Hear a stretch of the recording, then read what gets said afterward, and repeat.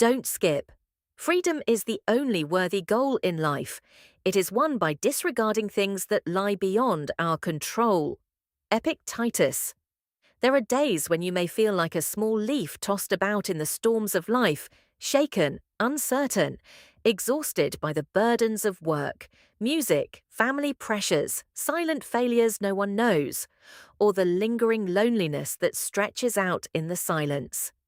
You may have thought that with one more achievement, more earnings, more possessions, you would finally feel whole and strong. But the more you chase external values, the further you drift from yourself, and the easier it becomes to lose the inner peace that resides deep, music, within your soul. Let the philosophy of Stoicism remind you, if you want true strength, if you want a freedom that no one can take away, learn to master your mind, your emotions, and accept even your own loneliness. When you do, you will no longer fear storms nor depend on others to feel your worth. Here are 5 profound Stoic lessons, foundational stones for building inner strength to help you live proactively, confidently, and peacefully, even as the world outside keeps changing. Watch this entire video to receive music, practical solutions, and lasting motivation, because every change begins from within you. 1. Being with the wrong people is worse than being alone. Worse than being alone. Having someone by your side isn't always good, and being surrounded by a crowd doesn't always make you feel fulfilled. In fact, in some relationships, the more you cling to them, the more you feel empty, lost, and drained each day. This is a truth that many people experience, especially in a society that teaches us that having many friends and wide connections is a sign of success, stability, and normalcy. But if you've ever sat in a room full of acquaintances, laughter echoing all around, yet your heart feels cold and distant, then you understand better than anyone that being with the wrong people is music, worse than being alone. That is a feeling that no amount of external noise can fill when inside you there's only boredom, fatigue, and sometimes even doubt music about your own worth. I've experienced that feeling very clearly. Music. In my younger years, I always thought I needed a group, a crowd to avoid feeling left out, to prove I could fit in. I joined all kinds music of gatherings, trying to keep up with lifestyles and habits that music deep down were never really right for me. The more time passed, the more I realized a painful paradox. After every music party, I felt even emptier. Sitting silently in front of the TV, hearing the echoes of my friends' laughter, I couldn't find any peace, only fatigue and a music sense of not belonging anywhere. I began to ask myself, am I weak, or do I simply not know how to enjoy life like others? There were nights I stood before the mirror for a long time and didn't recognize myself. I saw a stranger looking music back at me, always forcing a cheerful face, always trying to fit in, always afraid of being left behind, music, if I couldn't maintain these relationships. I feared being forgotten, becoming the person nobody remembers. Music. But the harsh truth is, the more I tried to hold on to everyone, the more exhausted I became. Many people, music around me, were likely the same. They didn't really care, didn't really listen, and brought music, neither motivation nor empathy. These were repetitive music conversations, meetings just to mark that we weren't alone, even though we all silently knew it was just a music thin layer hiding a loneliness we didn't dare face. Sometimes I even blamed myself. Maybe I wasn't sociable enough, not interesting, not as skillful as others.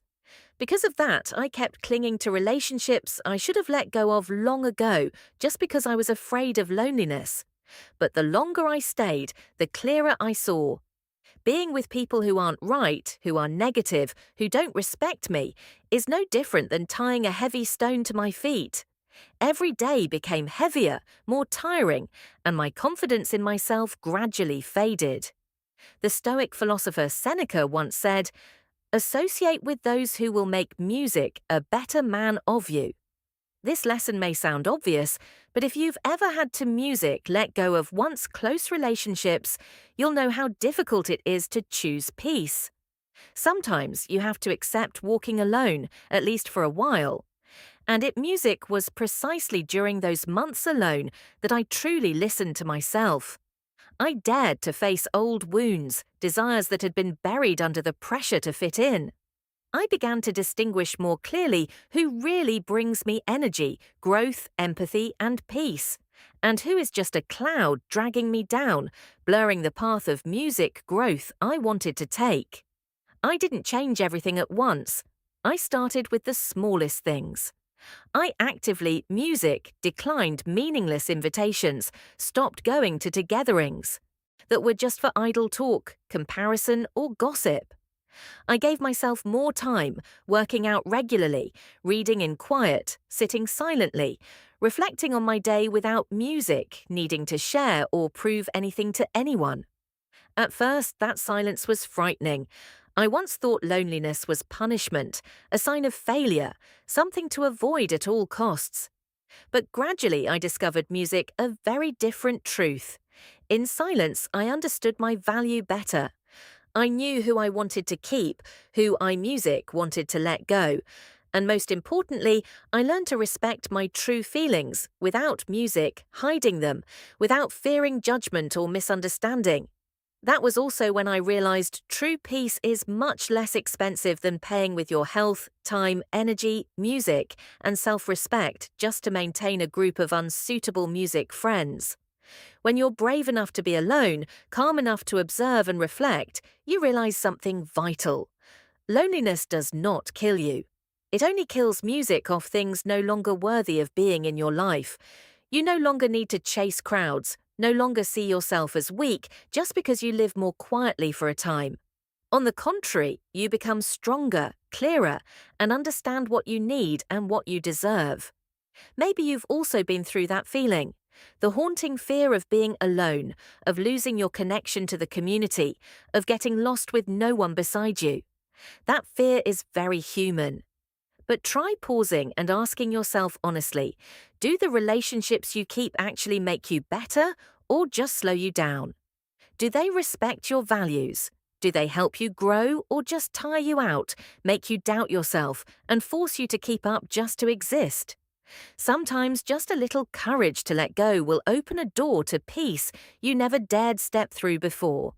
I'm not telling you to cut everyone off or to live separately from the world.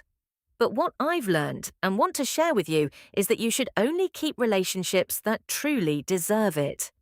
These are the people who make you feel like yourself, who listen, respect, encourage you, and help you grow together. Allow yourself to be selective. Allow yourself to be alone when needed. That's not a sign of isolation, but the first step of self-mastery and maturity. The solution is always in your hands.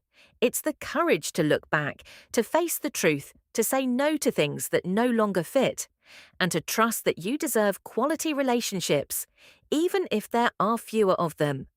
Don't fear loneliness, because true peace, growth, and real freedom always begin the moment you choose to be honest with yourself. Choose to keep those who truly matter and let go of what only tires you out. And perhaps the greatest courage in life is not blending into the crowd at all costs, but daring to step out of places you don't belong to. Find your own inner peace. Being with the wrong people is worse than being alone, and only you, not anyone else, can change that. Not tomorrow, not when things are perfect, but starting today. Before mastering the world, master your emotions. 2. Before mastering the world, master your emotions. Before you think about controlling, directing, or changing the outside world, the first thing you need to do is learn to master your own emotions. That is the only door to true freedom, the kind of freedom no one can take from you and that no one but yourself can give you. You see, most of the time grown men consider themselves rational and clear-headed, but in reality, in the most stressful moments, when criticized, when scolded by the boss, when misunderstood by family, when turned away by friends, it's your emotions that truly dictate your actions. I've witnessed this many times, but perhaps the most memorable was the story of a man I met in a men's support group. He was in his 40s, a manager at a large construction company. We met through weekly group talks where men could sit together and share without being judged. He shared that on the surface his life seemed complete. A stable job, a home, a wife and kids, friends. But the higher he rose, the greater the pressure, the bigger the expectations, and the more intense the fear of failure became. Many times he lost his temper over an annoying email, a harsh criticism, or even just the indifferent glance of a colleague. He found himself snapping at staff, lashing out at his wife, and growing distant from his children. Each time he'd blame himself, promise to control better next time. But the cycle just kept repeating. Emotions surged up, sweeping away all reason, leaving behind exhaustion, regret, and a growing sense of helplessness. I vividly remember his eyes as he told me about the night a last-minute contract cancellation pushed him to yell at a young employee. At home, his wife asked about work and he lost his patience, said harsh words, plunging the entire family into silence for the whole dinner. That night, lying in bed, he felt completely drained.